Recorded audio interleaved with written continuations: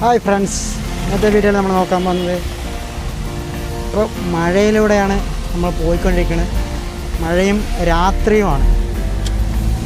അതാണ് ഇപ്പോൾ ഇതിൻ്റെ ഒരു ടാസ്ക്. ഇപ്പോൾ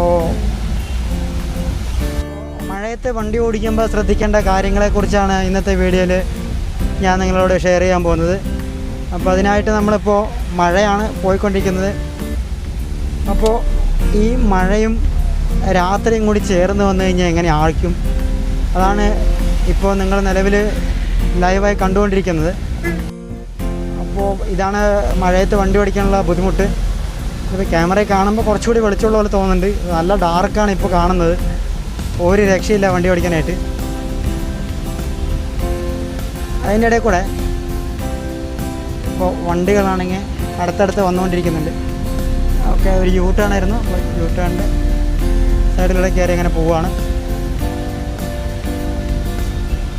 ഇവിടെ ഭയങ്കര ടാസ്ക്കുള്ള സംഭവമാണ്. എന്താ വെച്ച് കഴിഞ്ഞാൽ ഇപ്പം റോഡ് വിട്ട് വേറെ ഒരു കട്ട പതിച്ച ഒരു റോഡിലേക്ക് വന്നിരിക്കുകയാണ്. ഇതാണ് ഏറ്റവും കൂടുതൽ അപകടമുള്ളത്. അപ്പം ഇവിടെയൊക്കെ ബ്രേക്ക് പിടിക്കുമ്പോൾ നല്ല സ്പീഡിൽ വന്ന് ബ്രേക്ക് പിടിക്കുമ്പോൾ ഉറപ്പായി നമുക്ക് ബ്രേക്ക് പിടിച്ചാൽ കിട്ടില്ല, വണ്ടി നമ്മുടെ കയ്യിൽ നിന്ന് പോയിട്ടിരിക്കും. അപ്പോൾ ബ്രേക്ക് പിടിക്കുമ്പോൾ ശ്രദ്ധിക്കേണ്ട കാര്യങ്ങൾ എന്തൊക്കെയാണെന്ന് കഴിഞ്ഞ വീഡിയോ പറഞ്ഞായിരുന്നു. ഒന്നുകൂടി ഞാൻ ഓർമ്മപ്പെടുത്താം. ബ്രേക്ക് ചവിട്ടുമ്പം ഇപ്പം നല്ല ഹൈ സ്പീഡിൽ പോയിട്ട് പെട്ടെന്ന് നിർത്താനുള്ള ഒരു സെറ്റപ്പിന് വേണ്ടിയിട്ട് ബ്രേക്ക് എടുത്ത് ചവിട്ടി കഴിഞ്ഞാൽ നമുക്ക് പെട്ടെന്ന് തന്നെ വണ്ടി സ്റ്റോപ്പ് ചെയ്യാനായിട്ട് കഴിയും. അപ്പോൾ മഴയത്തൊരു തെന്നലുണ്ടെങ്കിൽ കൂടി വണ്ടി തെന്നുകയാണ് ബ്രേക്ക് ചവിട്ടുമ്പോൾ. അപ്പോൾ നമ്മൾ എടുത്ത് ചവിട്ടുമ്പോൾ വീണ്ടും ആ ഒരു ഫ്രിക്ഷൻ അതിലേക്ക് വരും.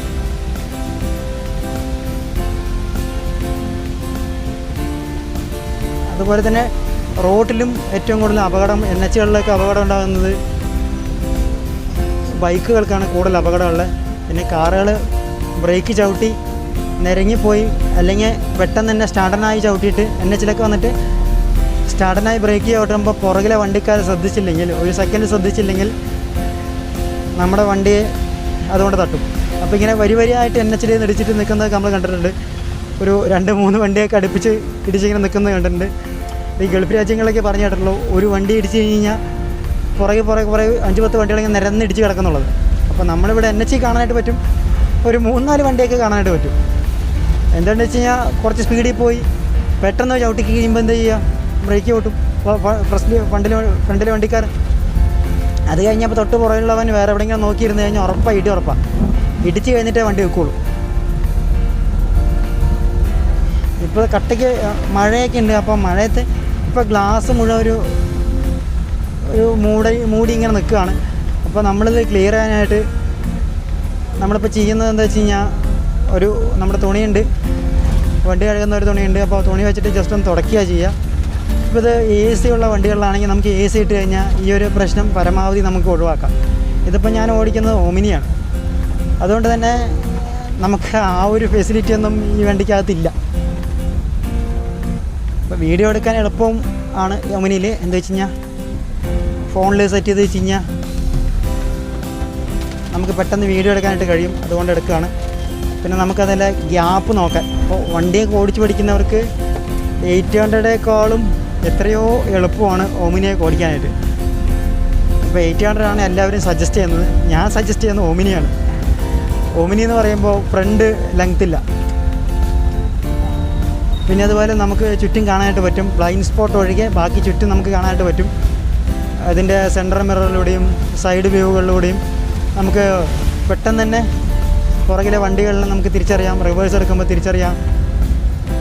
എല്ലാം കൊണ്ടും നല്ലൊരു വണ്ടി തന്നെയാണ് ഓടിച്ച് പഠിക്കാൻ ഓമിനി. അപ്പോൾ ഞാൻ സജസ്റ്റ് ചെയ്യുന്നത് ഓമിനിയാണ്. നിങ്ങൾക്ക് ഏതെങ്കിലും കൂട്ടുകാരന്മാർക്കോ ആർക്കെങ്കിലും ഓമിനി ഉണ്ടെങ്കിൽ ജസ്റ്റ് ഒന്ന് വാങ്ങിച്ച് ഡ്രൈവ് ചെയ്ത് നോക്കുക. പക്ഷേ ഏറ്റവും കൂടുതൽ സേഫ്റ്റിയും കുറവാണ്. ആകുള്ളത് സീറ്റ് ബെൽറ്റ് മാത്രമാണ്. പിന്നെ ബാക്കിയൊക്കെ നമ്മുടെ കയ്യിലും മനസ്സിലുള്ള ധൈര്യത്തിലാണ്.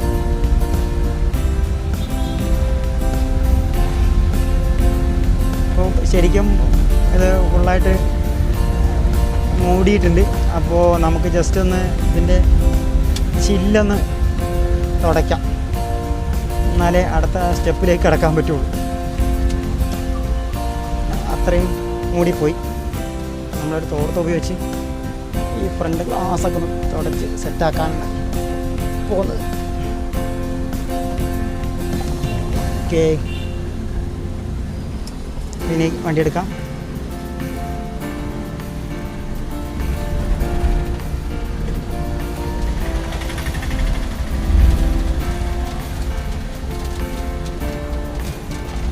ഇപ്പോൾ ഒരു ചെറിയൊരു കയറ്റാണ് വരുന്നത്. അപ്പോൾ ഇവിടെ സെക്കൻഡ് ഇട്ടിട്ടുണ്ട്, പതിയായി കയറി. അത് കഴിഞ്ഞ് ചെറിയ ഹമ്പ് കഴിഞ്ഞു. വണ്ടികളിങ്ങനെ വന്നുകൊണ്ടേ ഇരിക്കുകയാണ്.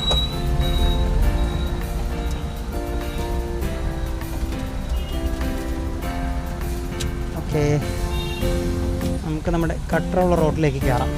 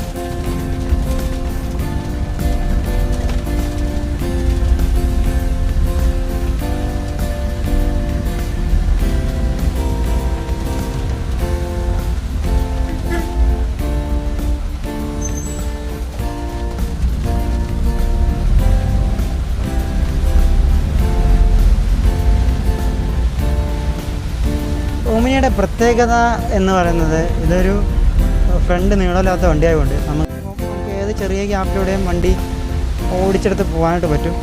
ചെറിയ വണ്ടി ആയതുകൊണ്ട് ഒരു ഓട്ടോൻ്റെ ഗ്യാപ്പിനൊക്കെ, ഓട്ടോ ഗ്യാപ്പ് എന്നൊക്കെ പറഞ്ഞിട്ടില്ലേ, ഓട്ടോൻ്റെ ഗ്യാപ്പിനൊക്കെ നമുക്ക് ഈ വണ്ടിയും കൂടെ കടന്നു പോകാനായിട്ട് പറ്റും. സ്റ്റിയറിംഗ് ബാലൻസ് ഉണ്ടെങ്കിൽ മാത്രം മതി. ഇതിപ്പോൾ ഫുള്ള് ഡാർക്കാണ്, മഴയും കൂടി ആയതുകൊണ്ട് മൊത്തം വെള്ളവും ചളയും കുഴി കട്ടർ നിറഞ്ഞ റോഡിൽ കൂടെയാണ് പോയിക്കൊണ്ടിരിക്കുന്നത്. ഇപ്പോൾ നമ്മളിത് സെക്കൻഡ് ഗിയറിൽ ഇട്ടിരിക്കുകയാണ്. ഈ സെക്കൻഡ് ഗിയറിലാണ് ഇങ്ങനെ പോയിക്കൊണ്ടിരിക്കുന്നത്. അപ്പോൾ റോഡൊന്ന് ചെറുതായിട്ട് ക്ലിയർ ആയി കഴിഞ്ഞാൽ അടുത്തൊരു ഗിയർ ഷിഫ്റ്റ് ചെയ്യാമെന്നുള്ള പ്ലാനിങ്ങിലാണ്. പക്ഷേ ഗിയർ ഷിഫ്റ്റ് ചെയ്യാൻ പറ്റിയ റോഡറിയുന്നില്ല, ഫുള്ള് കട്ടറാണ്. ഇങ്ങനെ ഇളകിക്കൊണ്ടിരിക്കുന്നത് നിങ്ങൾക്ക് കാണാനായിട്ട് പറ്റും.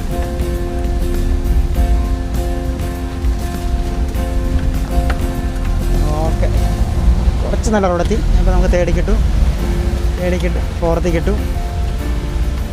അപ്പോൾ ഒരു വണ്ടി ഫ്രണ്ടിൽ നിന്ന് ബ്രൈറ്റ് ലൈറ്റ് ഇട്ടിട്ടുണ്ട്. ബ്രൈറ്റ് ലൈറ്റ് ഇട്ടപ്പം നമ്മൾ പാസിംഗ് ലൈറ്റ് അടിച്ച് കാണിച്ചു. അപ്പോൾ ആൾ ഡിം ചെയ്തു. അപ്പോൾ നമുക്ക് വണ്ടി ഓടിക്കാൻ എളുപ്പമുണ്ട്. ഒരു സൈക്കിളുകാരെ ഓവർടേക്ക് ചെയ്യായിരുന്നു. അപ്പോൾ നമ്മൾ ശരിക്കും പാസിംഗ് ലൈറ്റ് ഇട്ട് കാണിച്ച്, ഫ്രണ്ടിൽ വണ്ടിക്കാരടുത്ത് പാസിംഗ് ലൈറ്റ് ഇട്ട് കാണിച്ച് ആ സൈക്കിളുകാരനെ ഓവർടേക്ക് ചെയ്തു. ഇങ്ങനെ പാസിംഗ് ലൈറ്റ് ഇട്ട് കാണിച്ചാൽ മാത്രമാണ് ഓവർടേക്ക് ചെയ്യാൻ പറ്റുള്ളൂ. അല്ലാന്നുണ്ടെങ്കിൽ അവരും പ്രതീക്ഷിക്കില്ല നമ്മൾ ഓവർടേക്ക് ചെയ്യാൻ പോകുക എന്നുള്ള കാര്യം. അതുകൊണ്ട് ശ്രദ്ധിക്കുക. ഇപ്പം നമ്മളൊരു വണ്ടിയുടെ ഫ്രണ്ടിലേക്ക് എടുത്ത് ചാടുകയാണ്. അപ്പോൾ ചാടുമ്പം അവരിനെ അറിയിക്കാൻ വേണ്ടിയാണ് അങ്ങനെ പാസിംഗ് ലൈറ്റ് ഇട്ട് കാണിക്കുന്നത്. അങ്ങനെ പാസിംഗ് ലൈറ്റ് കാണിക്കുമ്പോൾ അവർക്ക് കറക്റ്റായിട്ട് ബോധ്യമാവും നമ്മൾ കയറുകയാണ് എന്നുള്ള കാര്യം. അപ്പം അവരൊന്ന് കരുതിയിരിക്കും. ആക്സിലേറ്റർ ചവിട്ടേണ്ട പകരം ബ്രേക്കിലേക്ക് ഒന്ന് കാല് ലൈറ്റായിട്ട് നോന്നി വെച്ച് നോക്കിയിരിക്കും. ഓക്കെ,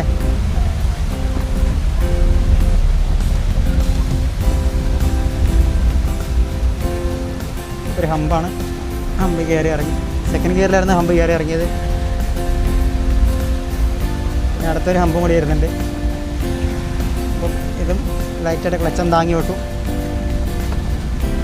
സെക്കൻഡ് ഗിയറിൽ അങ്ങനെ കയറി പോന്നു. സൈഡിലേക്ക് ഇട്ടു. അപ്പോൾ നമ്മൾ പുതിയതായിട്ട് റോട്ടിലൂടെ വണ്ടി ഓടിക്കുന്നവരാണെങ്കിൽ, പുതിയ റോട്ടിൽ വണ്ടി ഓടിക്കുന്നവരാണെങ്കിൽ പരമാവധി പതിയെ വണ്ടി അടിക്കാൻ ശ്രദ്ധിക്കുക. അപ്പോൾ നമ്മൾ സ്പീഡിലൊക്കെ വണ്ടി ഓടിക്കുമ്പം നമുക്ക് പറ്റുന്ന എന്താ വെച്ച് കഴിഞ്ഞാൽ നമുക്കറിയില്ല വഴിയിൽ എത്ര കുഴിയുണ്ട്, ഗട്ടറുണ്ട്, കാര്യങ്ങളൊന്നും അറിയില്ല. പിന്നെ ആ റോഡിൻ്റെ വളവുകൾ നമുക്കറിയില്ല.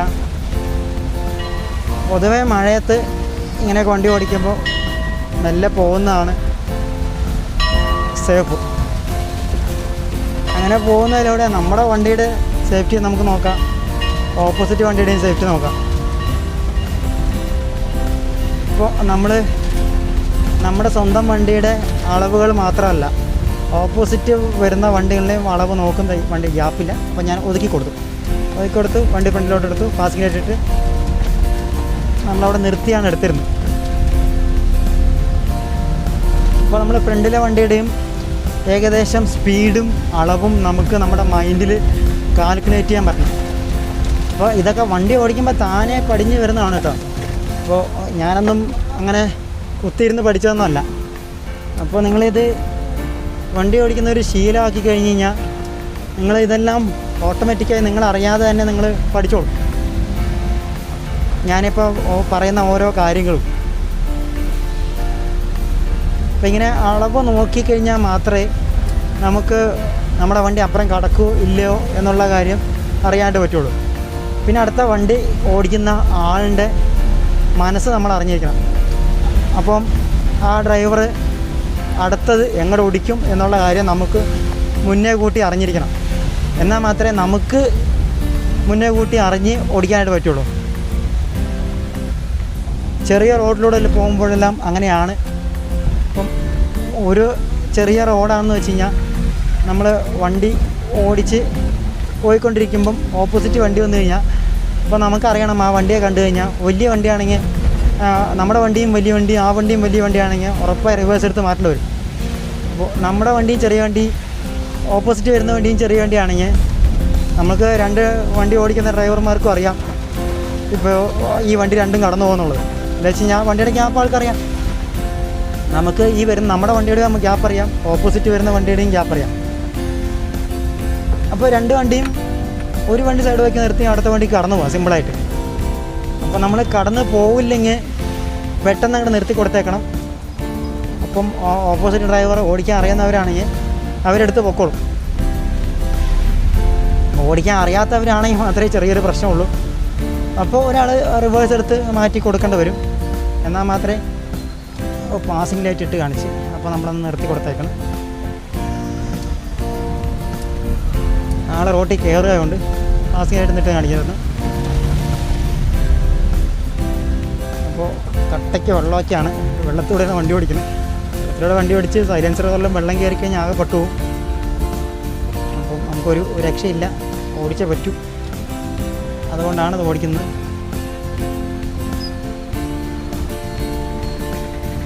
ഓക്കെ, കടന്നു പോകേണ്ട വണ്ടിക്ക് കടന്നുപോയി. നമുക്ക് പതിയെ മുന്നോട്ട് പോവാം. കട്ടയ്ക്ക് മഴയാണ്, മഴയത്താണ് ഡ്രൈവിങ്. ഇതിപ്പോൾ തുടക്കക്കാർക്ക് സംബന്ധിച്ച് നമുക്ക് ഈ ബ്രൈറ്റ് ലൈറ്റ് അടിച്ചാൽ തന്നെ നമുക്ക് വണ്ടി ഓടിക്കാൻ ബുദ്ധിമുട്ടായിരിക്കും. അതിൻ്റെ ഇടയിൽ കൂടെ ഈ മഴ, ഈ ഗ്ലാസ്സിൽ മഞ്ഞ് മൂടുന്നത് എല്ലാം കൊണ്ടും ഭയങ്കര ബുദ്ധിമുട്ടായിരിക്കും. നമ്മൾ മൂന്നാർ ഊട്ടിയൊക്കെ പോയി കഴിഞ്ഞാൽ ഏകദേശം ഇങ്ങനത്തെ ഒരു ക്ലൈമറ്റാണ് അവിടെ ഉള്ളത്. അപ്പോൾ ഞാനൊക്കെ വണ്ടി ഓടിച്ച് പഠിക്കുമ്പം അവിടെ പോയി പെട്ട് നമ്മൾ അതൊന്ന് ഫീൽ ചെയ്താലേ അതിൻ്റെ ഒരു പഞ്ച് മനസ്സിലാവുള്ളൂ. അപ്പോൾ നിങ്ങൾ എവിടെയാണെങ്കിലും ഒന്ന് ഏതൊരു സിറ്റുവേഷനാണെങ്കിലും പെട്ട് മനസ്സിലാക്കാൻ ശ്രമിക്കരുത്. നമ്മൾ മറ്റുള്ളവരുടെ അനുഭവം കണ്ട് പഠിച്ച് നമ്മളത് ചെയ്യാതിരിക്കണം. അതെല്ലാ കാര്യവും അങ്ങനെയാണ്. അപ്പം ആ കാര്യങ്ങളൊക്കെ ഒന്ന് ശ്രദ്ധിക്കുക.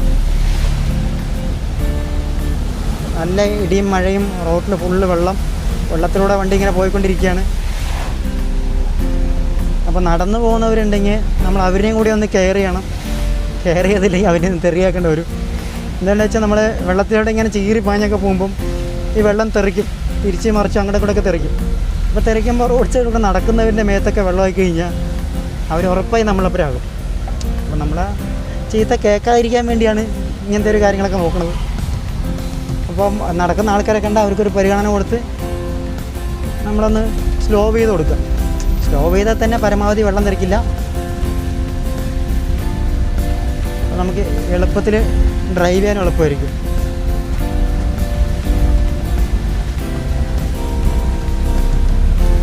ഇതൊരു ചെറിയ ബ്രിഡ്ജാണ്. അപ്പോൾ ബ്രിഡ്ജിൻ്റെ മേലെ കൂടെ നമ്മൾ പോയിക്കൊണ്ടിരിക്കുകയാണ്. ഈ ബ്രിഡ്ജിലടക്കം സൈഡിൽ വെള്ളം ഒലിച്ച് വരുന്നതുകൊണ്ട് സൈഡിലടക്കം വെള്ളം കെട്ടിക്കിടക്കുകയാണ്. ടൂ വീലറുകാർ സൈഡിലൂടെയൊക്കെ പോകുന്നുണ്ട്, സൈഡിൽ സൈക്കിൾ പോകുന്നുണ്ട്. ആ ഗ്യാപ്പ് നമ്മൾ മനസ്സിലാക്കിയിട്ട് വേണം നല്ല കടന്നു പോകാനായിട്ട്. ആ വണ്ടി തട്ടിക്കഴിഞ്ഞ് കഴിഞ്ഞാൽ അവരിത് കാണുന്ന സ്വഭാവമൊന്നും ആയിരിക്കില്ല. അപ്പോൾ നമ്മൾ പരമാവധി നമ്മുടെ സേഫ്റ്റി നോക്കുക, സേഫ്റ്റി ആദ്യം നോക്കുക, അത് കഴിഞ്ഞ് ഡ്രൈവിംഗ് പഠിക്കാൻ നോക്കുക. ഓക്കെ, എല്ലാവർക്കും ധൈര്യം ഉണ്ടാവും. അപ്പോൾ ഈ ധൈര്യം മാത്രം വെച്ച് വണ്ടി ഓടിക്കാൻ പറ്റില്ല. കൂടുതൽ കോൺഫിഡൻസ് കാണിച്ച് വണ്ടി ഓടിച്ചു കഴിഞ്ഞാൽ പലവരും അബദ്ധത്തിൽപ്പെട്ടിട്ടുണ്ട്. അപ്പോൾ ധൈര്യമൊക്കെ വേണം, ധൈര്യം ഉണ്ടെങ്കിൽ വണ്ടി ഓടിക്കാൻ പറ്റുള്ളൂ.